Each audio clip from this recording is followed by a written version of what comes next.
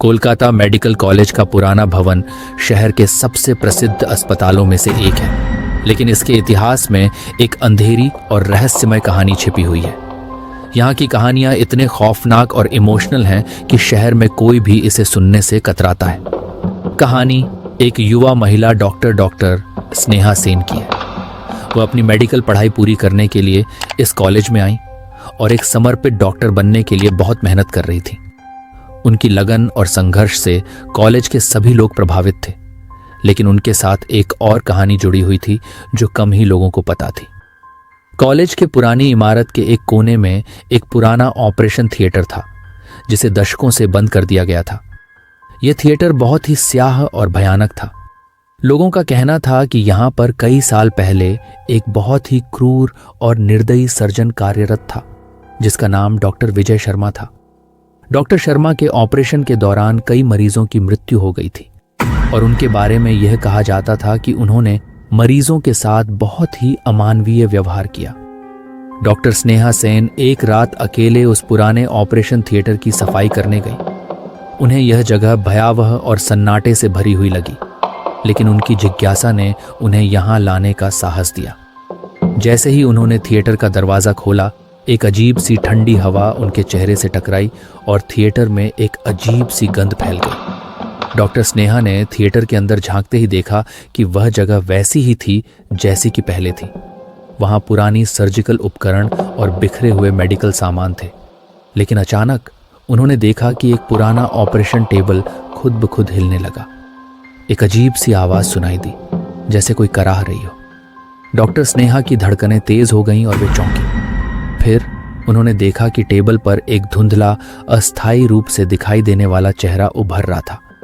यह चेहरा इतना दर्द और घृणा से भरा हुआ था कि डॉक्टर स्नेहा की आंखों से आंसू निकल आए।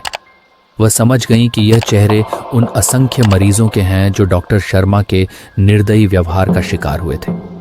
डॉक्टर स्नेहा ने उस भयानक दृश्य को देखकर वहां से भागने की कोशिश की, लेकिन अचानक ऑपरेशन थिएटर का दरवाजा बंद हो गया। उन्हें वहां बंद कर दिया गया था। उन्हें अपने भीतर एक अजीब सी ताकत का एहसास हुआ, मानो वह दर्द और दया के साथ उनके आत्मा में समा गई हो। अचानक एक औरत की आवाज आई, हमारी आत्माओं को शांति चाहिए, लेकिन डॉक्टर शर्मा की आत्मा अभी भी यहां बसी हुई है, हमें मुक्त करो। डॉक्टर स्नेहा ने दिल की गहराइयों से प्रार्थना की और डॉक्टर स्नेहा सेन ने उस रात की काली स्याही को अपनी आंखों में बसाए हुए पुराने ऑपरेशन थिएटर की सफाई समाप्त कर दी। जैसे ही उन्होंने थिएटर को संवारना शुरू किया, उनके मन में उन दर्दनाक चेहरों की छवियां बार बार उभर रही थीं, जो उन्हें रात भर परेशान कर रही थीं। उनकी मेहनत और लगन ने थिएटर को नया रूप देने की कोशिश की, लेकिन वहां की अजीब सी ठंडक और दर्द का एहसास अभी भी कायम था। सफाई के बाद डॉक्टर स्नेहा ने एक अनौपचारिक पूजा की योजना बनाई। उन्होंने सुना था कि आत्माओं को शांति प्राप्त करने के लिए कुछ विशेष अनुष्ठान और प्रार्थनाएं आवश्यक होती हैं। उन्होंने सोचा कि शायद यही एकमात्र तरीका हो सकता है जिससे इन पीड़ित आत्माओं को राहत मिल सके और डॉक्टर शर्मा की आत्मा को भी शांति मिल सके। अगले दिन जब डॉक्टर स्नेहा ने अपनी योजना का खुलासा किया, तो कॉलेज के वरिष्ठ डॉक्टरों और स्टाफ को इस पर विश्वास नहीं हुआ। उन्हें लगा कि यह सब केवल एक कल्पना है, लेकिन डॉक्टर स्नेहा की दृढ़ता ने उन्हें मनाने पर मजबूर कर दिया। आखिरकार एक छोटा सा अनुष्ठान आयोजित किया गया, जिसमें कुछ चुनिंदा लोग शामिल हुए। रात का समय आया और डॉक्टर स्नेहा ने एक छोटी सी पूजा का आयोजन किया। उन्होंने थिएटर के चारों ओर दीपक जलाए और एक शांतिपूर्ण वातावरण बनाने के लिए वहां एक छोटी सी वेदी सजाई। पूजा की शुरुआत में ही वातावरण में एक अजीब सी ऊर्जा महसूस होने लगी।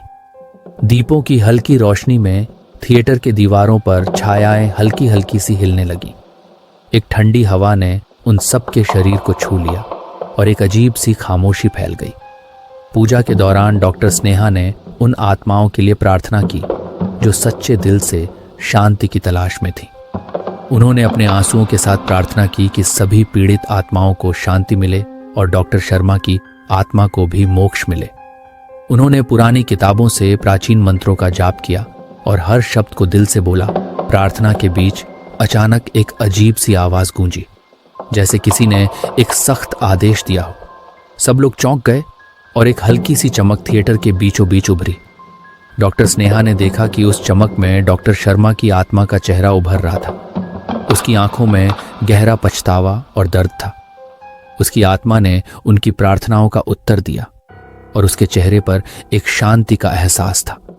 जैसे ही पूजा समाप्त हुई, एक गहरी शांति थिएटर में छा गई। न तो कराहने की आवाजें सुनाई दी और न ही उस ठंडी हवा का एहसास हुआ। डॉक्टर स्नेहा ने महसूस किया कि आत्माएं अब शांति में हैं और उनकी आत्मा के भीतर भी एक गहरी शांति का एहसास था। लेकिन कहानी यहीं समाप्त नहीं हुई। कुछ दिनों बाद डॉक्टर स्नेहा ने थिएटर के आसपास की दीवारों पर एक छोटा सा स्मारक स्थापित किया, जिसमें उन सभी पीड़ित आत्माओं की याद में एक अभिवादन लिखा गया था। यह स्मारक उन लोगों की स्मृति को जीवित रखने के लिए था जो कभी इस थिएटर में अपने जीवन की अंतिम यात्रा पर निकले थे। वह स्मारक केवल एक श्रद्धांजलि नहीं थी, बल्कि एक वचन भी था कि भविष्य में कभी भी ऐसी निर्दयता की पुनरावृत्ति नहीं होगी। डॉक्टर स्नेहा ने कॉलेज के अन्य डॉक्टरों को भी इस बारे में बताया और सभी ने मिलकर यह सुनिश्चित किया कि मरीजों के साथ मानवीय व्यवहार और करुणा से पेश आया जाए। कोलकाता मेडिकल कॉलेज का पुराना ऑपरेशन थिएटर अब शांति का प्रतीक बन गया है। ये एक यादगार कहानी के रूप में लोगों के दिलों में बसी हुई है, जिसमें सच्ची दया और मानवता की ताकत को दर्शाया गया है।